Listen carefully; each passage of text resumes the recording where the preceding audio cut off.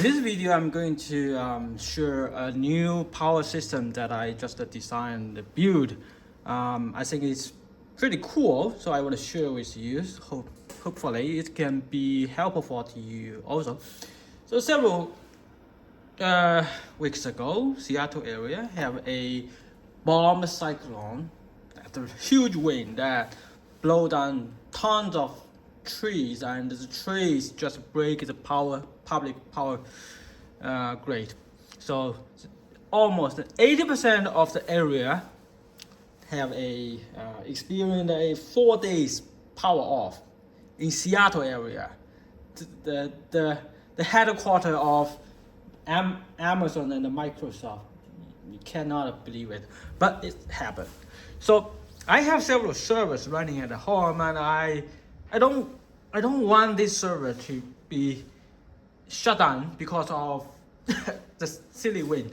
So I made a plan to design a 24/7 power system that can use the public power grid when the grid is healthy, everything is good. But when there's a strong wind outside, or there's any hurricane or anything that shut down the public power grid, I want these servers to be running at the same time without any interruption. So this is all the purpose is for the server, not to power the whole house or live off-grid life. So all purpose is this. So originally I made a plan that I bought a battery, lithium iron phosphate battery. This lithium iron phosphate is really great. This battery cost very cheap, $139. So using this battery and inverter, this one, 1010 watt, and output the 120 volt AC power to sustain this service. And using this one, this is an interesting device.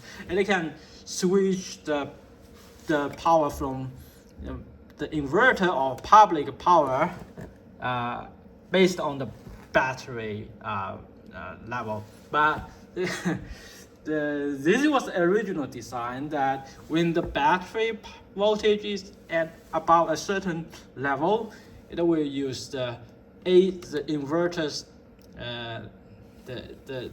this from here to connect the inverter, the AC, and output from here, and all of my server will connect to here. And when the battery voltage below a certain level, it will shift to, actually it is a relay inside of this device, and it will shift over the connection from the inverter to public power. So when the battery is healthy, using battery, when battery is powering battery is too low, voltage too low, it will shift to public power automatically.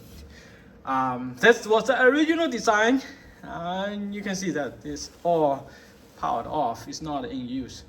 They all because I found this one, EcoFlow Delta 2.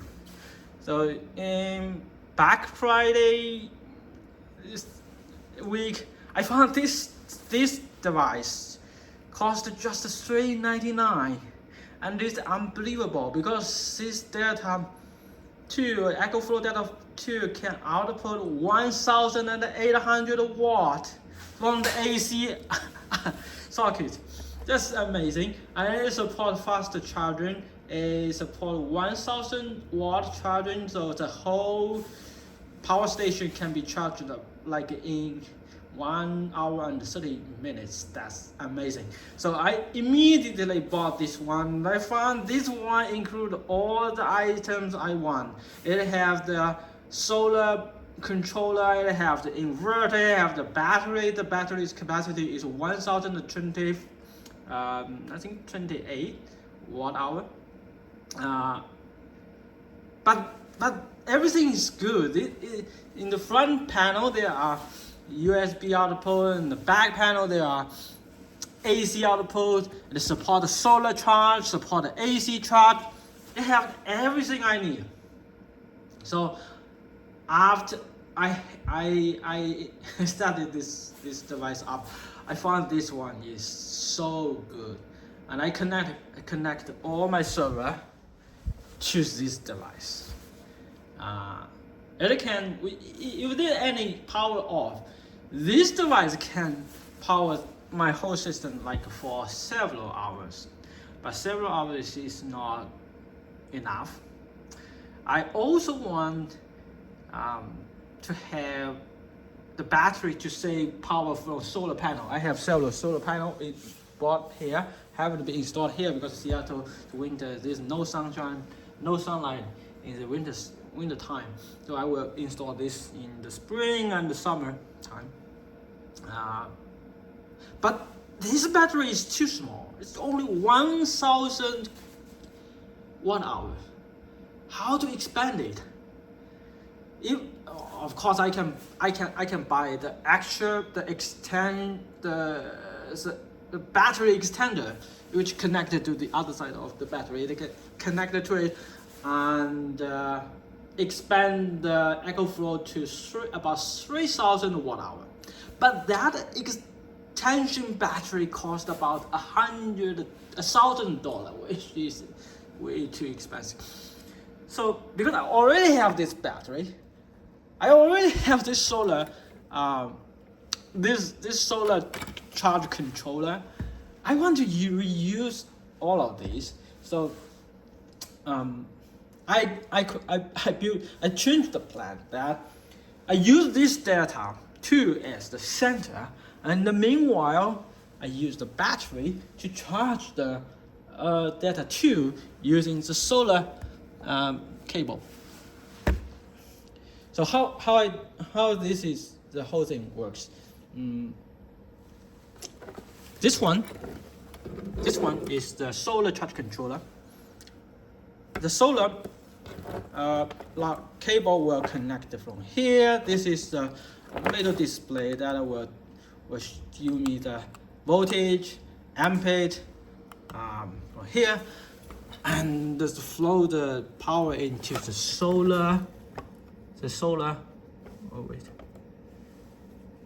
terminals, and the battery terminals were connected to the bus bar here to the positive and the negative, and the load is the power that I can output for usage. I find these things, this is really amazing because I can connect this the DC load to this data flow connected here. So which means that the solar will power this system, will charge the battery while there are sunlight outside, and and also output the power, the DC current to the data 2. When there's no sunlight outside, the battery connected here will output the current to this DC load and charge this too. When the battery's voltage is below to 11 volt, it will shut down automatically and use only and no current will flow into here. So the whole system becomes automatically. When there's no battery, the data 2 will use all the power from wall socket. When there are battery here, the battery will charge the data flow. When there are sunlight outside and the solar panel will flow the power to this one and charge the battery, and meanwhile charge data flow. No manual interfere. This is one interesting thing I want to mention is that because these days there's no sunlight outside, so how to test this system? How do I know the solar panel will work with this system? I have a lot of ThinkPad power break like that. If you're using ThinkPad, you know what is this. This is a 90 watt power break, output 20 volt. So usually a 100 power solar panel will output 20 volt, also 20 to 26 volt also. So these 20 volt can be used to simulate the solar panel. So I outputted the cable here. Oh yes, this is connected to the, I cut it out, the original cable out, and connected it out to this one. And this MC4 plug, this is amazing. And this one will flow into the controller and simulate as the solar power. Let me plug it in and see how it looks like.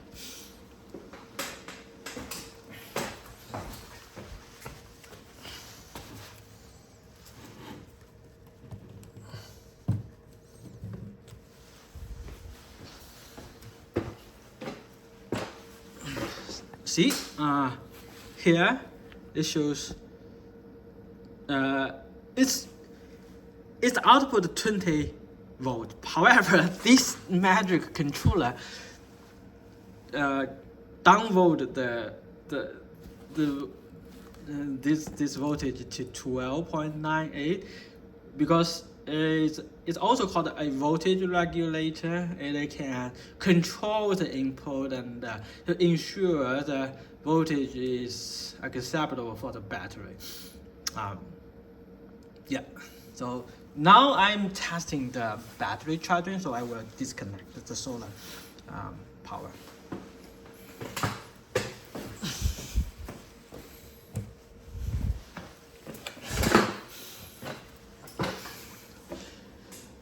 So now this ATS and the inverter is becoming spare, it's no longer in use.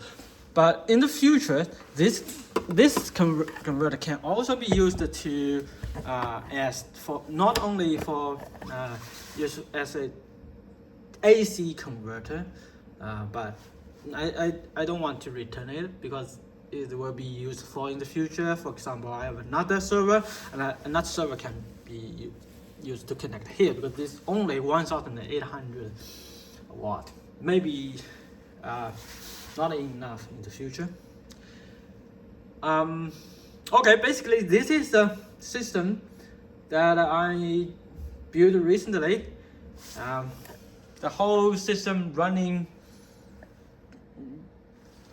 wonderful. I'm pretty happy that I built up this system. So hopefully this can also help you if you decide to make the same system to power your home server. Thank you for watching this video.